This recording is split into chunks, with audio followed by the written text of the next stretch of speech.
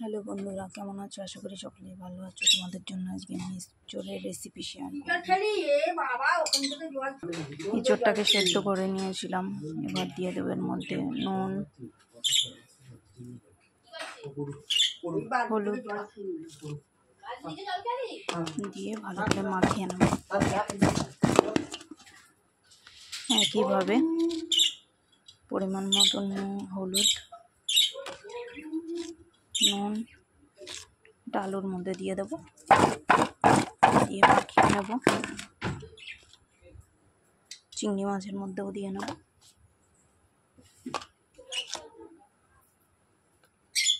এদিকে কড়া গরম হয়ে গেছে, দিয়ে দেবো তেল।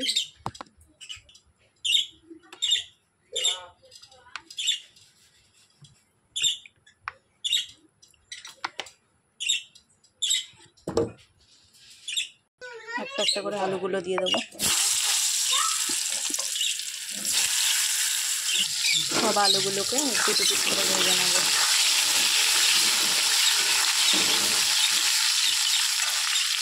আলুগুলো ভাজা হয়ে গেলে ওটাকে নামিয়ে নেব।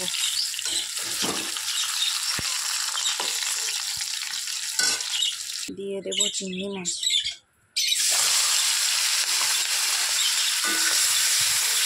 চিংড়ি মাছ বেশি ভাজা করতে নেই, যেহেতু হালকা করে ফ্রাই করে নেব। বেশি ভাজলে শক্ত হয়ে যাবে।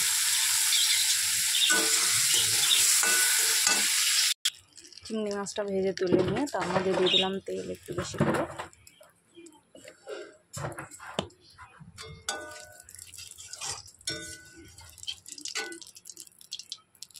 তেলের মধ্যে দিয়ে দেবো ফোড়ন। ফোড়নে আছে একটা তেজপাতা, লবঙ্গ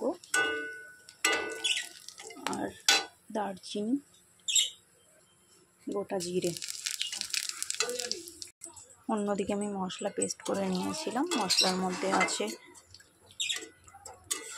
জিরে, গোটা জিরে, পেঁয়াজ, আদা, রসুন সব কিছু দিয়ে কাঁচা লঙ্কা টমেটো দিয়ে পেস্ট করে নিয়েছিলাম। তেলটা গরম হয়ে গেছে,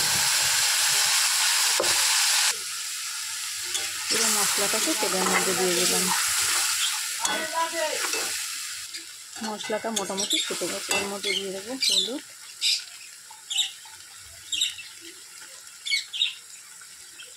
পরিমাণ মতো নুন।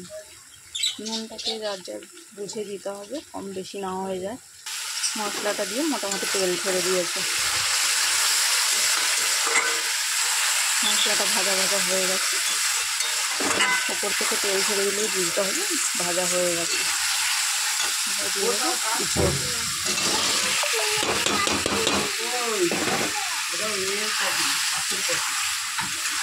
রেখে দেবো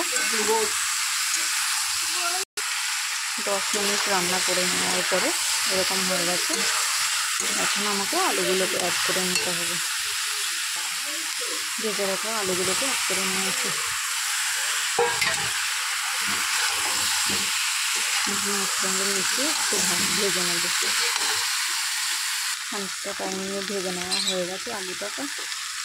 এঁচোড়ের সঙ্গে দিয়ে দেবো জল।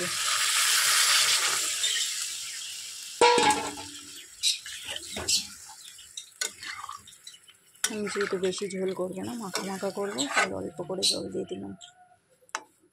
এবার ঢেকে দেবো।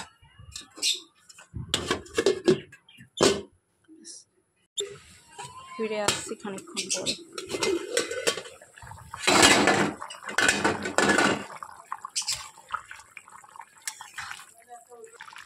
নামানোর আগে চিংড়ি মাছগুলো দিয়ে দেবো।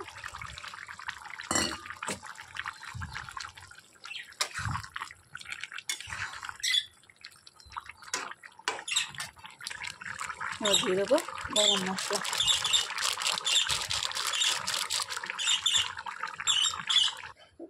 এটা হচ্ছে ফাইনাল লুক।